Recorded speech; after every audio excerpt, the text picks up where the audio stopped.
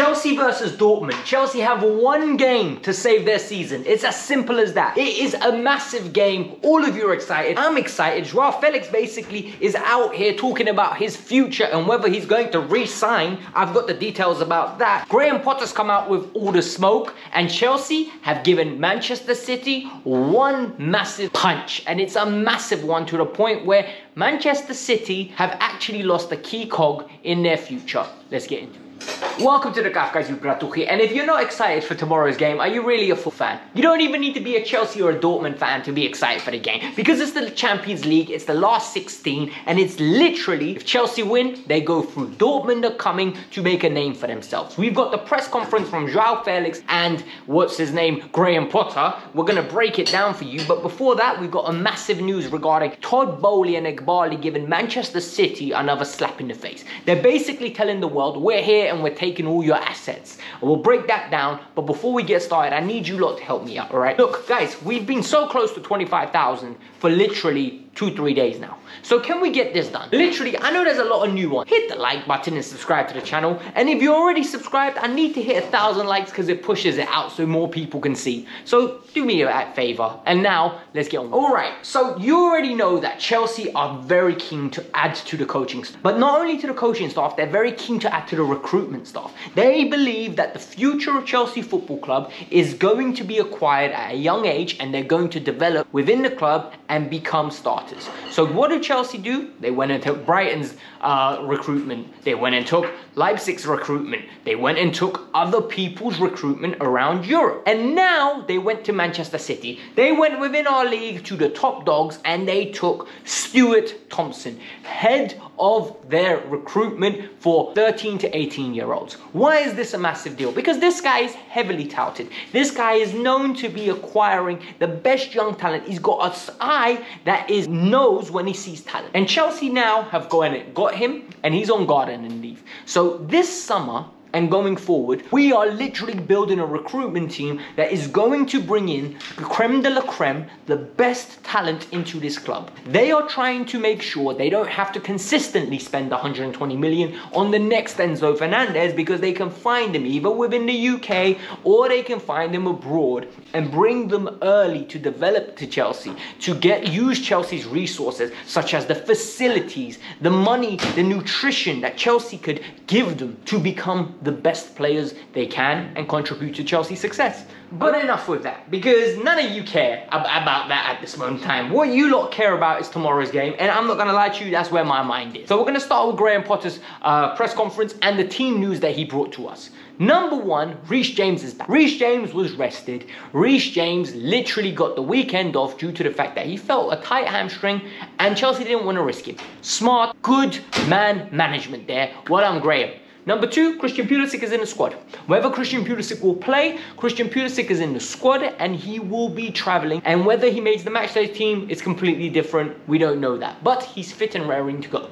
N'Golo Kante, game came too soon for him. Graham said it's been 6 months, right? 6 months the geezer hasn't played, so we need to make sure that we ease him back easily. But it's excitement around the club that we've got our boy NG back, and that is very important, because N'Golo Kante is the difference between us being a top 4 side and a title contender. That's how good this guy is, and he's the difference right now between us potentially going on a top 4 run, which we do have to win so many games of our last 13, but he's that good. He can make the difference. So I'm very happy. One more thing about Dortmund, their number 1 goalkeeper is out of the game. And that is phenomenal news, because we need all the help we can get to score 2 goals. Listen, this is days like this I miss Thomas Tuchel. And the reason I miss Thomas Tuchel is because his press conferences gave me that fire. I literally listened to the man speak. I believed we were going to do this. Potter came out with, it's an exciting game. You know what? It's a big opportunity for the club to be where they belong. And then he drops this. Dortmund have won 10 games on the bounce. This is a very good opponent. We must respect them.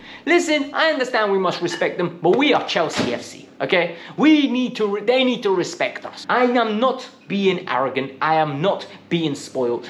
I know who we are, and I know who Dortmund are. Dortmund are the Spurs of Germany. They're Spursy, they're Dortmundy, And the reason they're Dortmund is because when you think Dortmund can't ruin it for themselves, they'll ruin it for themselves. And even in that first leg, we should have been out of sight. The amount of chances Joao had, we should have been 2-0 up, and then we had multiple chances and we still didn't take them, and Adeyemi literally beat us on the break. Guys, we can win this game. Don't be scared of Dortmund. I am confident tomorrow that the boys will step up and we will be fine. These words might come back to bite me, you know, because I don't know how I've got so much faith in the Graham Potter team, but I believe in our crowd. We're going to step up. We're going to be the difference, and we're going to win this game.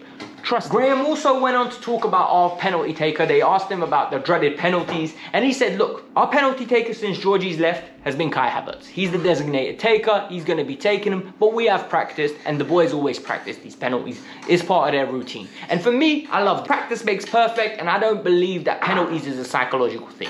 I think if you're a player that's confident in striking the ball and you can deal with the pressure, you're going to be fine. The more you practice something, the better you get. The first time I recorded in front of a camera, I felt awkward as hell. It was uncomfortable. Now it's like second nature. Now you can have 15 people behind me looking at me, I'll still be comfortable. And I can assume for these lot, taking penalties is the same. I'm not saying there's no pressure, but listen, pressure makes diamonds, and this is the chance for all of you to step up if we get to that situation. And with Kepa in goal, we always have it. Finally, Graham Potter spoke about Mr. Joao. As I like to call Joao Felix, Joao. It is important that Joao Felix re-signs with us in the summer. Guys, he is a star boy. He is a player that I believe can go to the very top of his game. Joao needs to learn how to finish.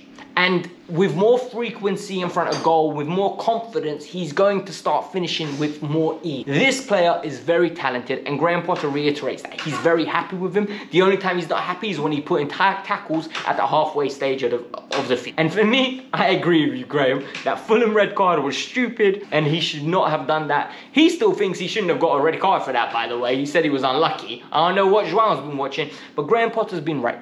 He's very happy with Juan, very happy with the work that he's doing, and he's a key player for us, and I believe in that. So now let's get into the Juan press conference. All right, Joao Felix sat there, and you know what? One thing that stood out for me, this guy is genuinely happy at the club. This guy spoke about the club as if he's been here for a while. He said he loves it at the club. He loves the facilities. He loves how big everything is. This is what we need to do to play. We want to make them feel like they're part of something when they come here. We want them to feel wanted, and we want them to want to stay. Joao literally reiterated that he's been really impressed with the club. He wants to be successful here, and he wants to win trophies, and Champions League is important. The question about whether he would stay if there's no Champions League, he dodged it. I think he dodged it due to the fact that, look guys, there's no guarantee that Chelsea want him to stay permanent. There is no guarantee that Chelsea will actively go and pay the money Atletico want. So he needs to keep his options open, but he didn't shut us down. He literally kept on reiterating how happy he is, how he likes the way we play football, how we dominate, and he took a couple shots against Atletico. I'll be honest, he literally said they were happy to get rid of me as much as I was happy to leave, and then he also went on to say, oh, I'm very happy how we're a team that dictates possession and tries to win games. Shot at Atletico. And this guy burnt bridges at Atletico Madrid. It is evident for all to see, and it's evident for us to see. Juan, if you can stay, bro, I would heavily appreciate it. Bowley, sign the checkbook. We're keeping Joao Felix. If it means we have to sell players like Pulisic, Hakim Ziyech, Mason Mount, do it. What I really liked about Joao Felix was he took a lot of responsibility. He said it is important for us to dominate and go out there and win trophies. Listen, it sounded like we had Tuchel back. I'm dead serious. He came out, it's like, I want to win trophies. Chelsea needs to win trophies. Chelsea is a club that wins trophies. He kept on reiterating trophies, trophies, trophies. That's mentality. When you have a team that is, oh, we're only going to see the next game. No, Tuchel was excellent at that. He literally gave us confidence and belief that we're going to win every cup we're in. And we are going to do our best. And if we go out, it's because we were unlucky and we gave it our all. And Juan is trying to be that guy. He's trying to be a leader. It's a leadership characteristic that we lack at this moment in time in the club. It was refreshing to listen to him. He also said, we can't be blaming the manager. We need to take some of the blame ourselves for our form in the league. He said it's a 50-50 split. And that was very key for me as well, by the way. You know, a lot of people would have said, oh, don't blame the manager, just blame us players. No, because it's not down. We're a unit. We lose together, we win together. And sometimes the manager's tactics are to blame. For example, this weekend, I was worried with the substitutions. Sometimes the players need to finish their chances. And he says it's uber frustrating when we don't finish chances, but we will be fine and we will finish chances soon. The journalists also asked him some interesting questions, and that was very interesting for me. They said, are you frustrated with missing all these chances because as a forward line you're not doing your job? He didn't hide from the question. He literally said, no, we are not doing our job at this moment in time. We're not being good enough. We need to be better in front of goal. I respect that. He's not avoiding it. He said, hopefully it will change. And then they asked him about Kai Havertz, and they said, what do you think of Kai? He says, look, I know Kai off the pitch and I know Kai on the pitch. I think we all know how talented he is. We all know how much of a good player he is. And more importantly, Kai will score tomorrow. He basically said it. He went out there and called it. Kai will score tomorrow. And listen, come of the hour, come of the man. Kai Havertz in big games, cup finals, Champions League ties, steps up. I love that about Kai Havertz. He doesn't hide. He doesn't shy away. So for me, we need to be honest with ourselves and we need to back Kai Havertz. Guys, I know a lot of you want Fofana. I know a lot of you want Aubameyang. I'm telling you now, Fofana's not ready and Aubameyang will not allow us to retain the ball. There's a reason Arteta got rid of him. There's a reason why, whilst Xavi wanted to keep him in the squad, he wasn't starting and they went and got Lewandowski and broke the bank. There's a reason why Depay was keeping him out of the team at times. There's a reason why now Graham Potter doesn't want him in the team. The guy is a very good finisher, but he's not a number 9 that brings other people into the team. And we need a number 9 that will enable Raheem Sterling, Joao Felix, and hopefully Mikhailo Mudryk or the wing-backs to get involved for us to retain possession for overlap. Maybe Aubameyang can come on in the second half, nice impact sub and grab a goal. We need Kai Havertz till the end of the season. After that, you know what? Maybe sell him. Maybe move him on. But for now, we have to back Kai. And I love that Juan's doing it. Guys, tomorrow is a massive game. I'm telling you now, win, lose or draw, I'm going to be here. I want you guys here with me. I think we're going to win. I'm genuinely confident. I think we're going to keep a clean sheet and we're going to win 2-0. This is going to be a big game for Chelsea. I don't know where I'm getting this optimism from. I'm pumped already. I hope you lot are pumped. Hit the like button, subscribe to the channel. Peace out. I'm out.